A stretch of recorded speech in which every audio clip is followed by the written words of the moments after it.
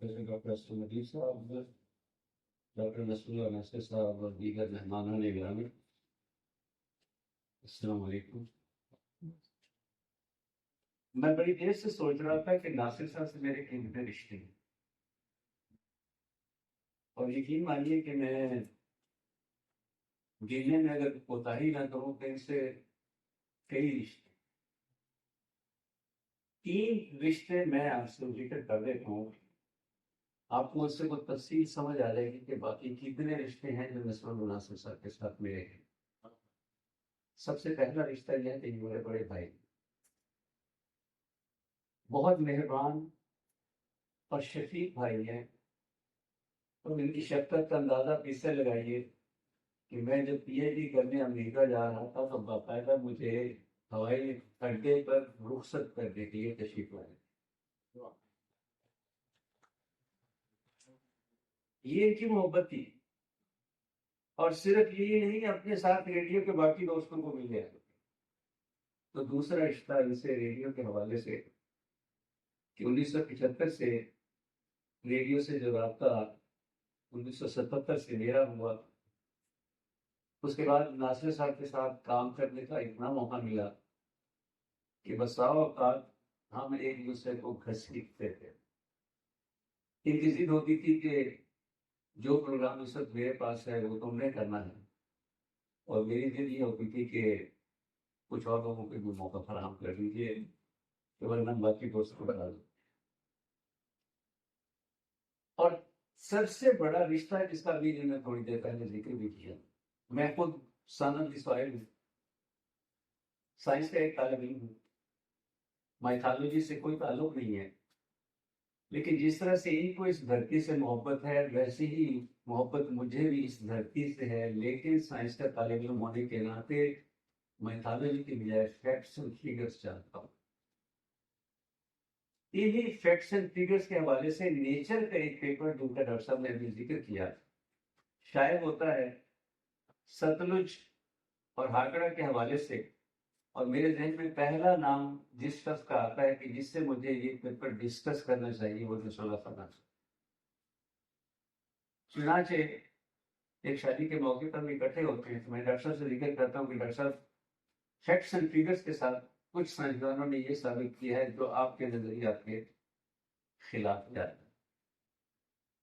پہلے دن نے مجھے وہاں قائل کرنے کی کوشش کی، پھر اس کے بعد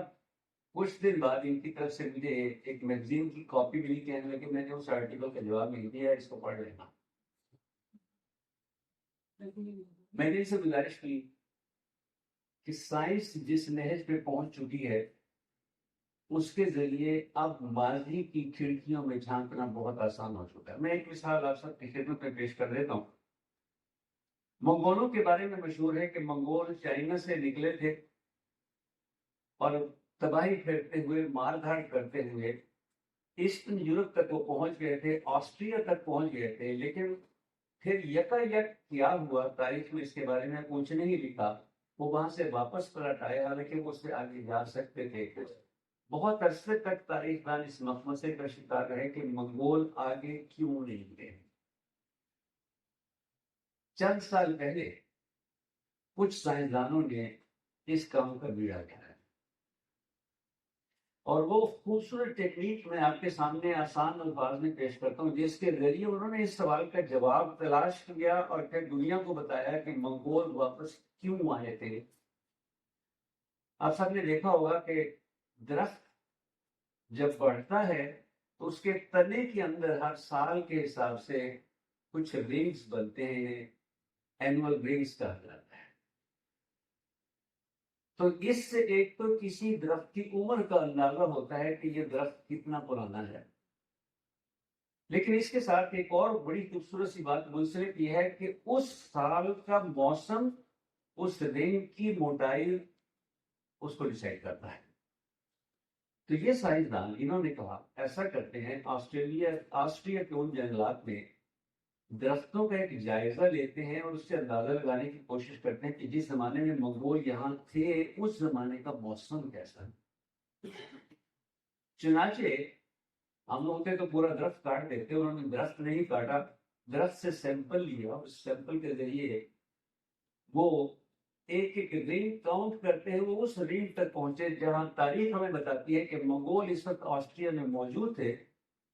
اور انہوں نے اس رنگ کی تھکنس کا اندازہ لگا کے یہ کنکلوڈ کیا کہ یہ وہ سال تھے جب برف بہت پڑی یہاں پہ، منگول چونکہ گھوڑوں پہ بیٹھنے والے لوگ تھے، ان کے گھوڑوں کو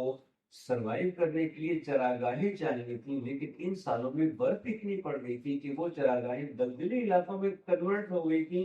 لہذا منگولوں کے گھوڑے مرنے لگے، تو انہوں نے آگے جانے کے بجائے پلٹنا زیادہ بہتر سمجھا، اور یہ وہ وجہ تھی کہ جس کے باعث منگولوں نے آگے یورپ کو فتح نہیں کیا بلکہ آسٹریا سے واپس آ گئے۔ جب یہ تحقیق میں نے پڑھی اور ساتھ میں وہ جو سترش کے حوالے سے تحقیق میں نے پڑھی، تو ڈاکٹر صاحب سے میں نے ذکر کیا، ڈاکٹر صاحب یہاں میں آپ کی مدد کر سکتا ہوں، مجھے آپ کی مدد چاہیے، سائنس کے شعبے میں اس قسم کی کھڑکیاں کھولنے کے حوالے سے کچھ اسٹریٹجک پلاننگ کر کے آپ کو دے سکتا ہوں، آپ کے پاس میتھالوجی ہے، آئیے ان دونوں چیزوں کو اکٹھا کر کے اگر ہم فیکٹس اینڈ فگرز نکال سکیں اور دنیا کے سامنے پیش کر سکیں کہ میتھالوجی میں کیا ٹھیک ہے اور کیا صرف مت ہے، تو ہم اس علاقے کی اس ہسٹری کو فیکٹس اینڈ فگرز کی شکل میں سامنے لا سکیں گے، جس کو دنیا انتظار کر رہی ہے، جس کے بارے میں آج بھی ہم نے اتنی ساری باتیں ڈاکٹر سے سنی ہیں۔ بدقسمتی یہ ہے ہم اس میں کوئی خاطر کا کامیابی حاصل نہیں کر سکتے۔ آج بھی میں نے ان سے ذکر کیا کہ آپ نے یونیسکو کی وہ خاتون جو تھی ان سے میری ملاقات کروانی تھی، کاش ایسا ہو سکے کہ ہم سائنس اور ملک کو اکٹھا کر کے ان فیکٹس اینڈ فگرز کو دریافت کر سکے، ماضی کی ان کھڑکیوں میں جا کے جھانک سکے اور پھر یہ تحقیق کر سکے کہ ملک میں سچ کیا ہے اور جھوٹ کیا ہے۔ یہ محبت ہے، اور اس کا آغاز جیسے میں نے ذکر کیا ڈاکٹر صاحب کی اس لگن کسی ایسا تعلق نہیں تھا، لیکن ڈاکٹر صاحب کا پیشن جو وقت کے ساتھ ساتھ میں نے ان سے حاصل کیا،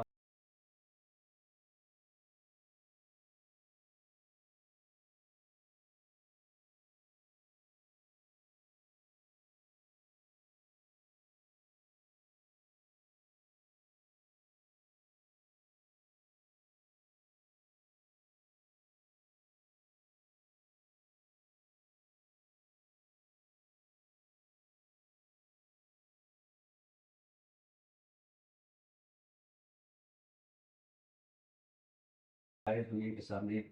اس علاقے کی وہ حقیقت ہم سامنے لا سکے جس کے بارے میں ابھی آپ بات کر رہے تھے کہ یہ ہڑپا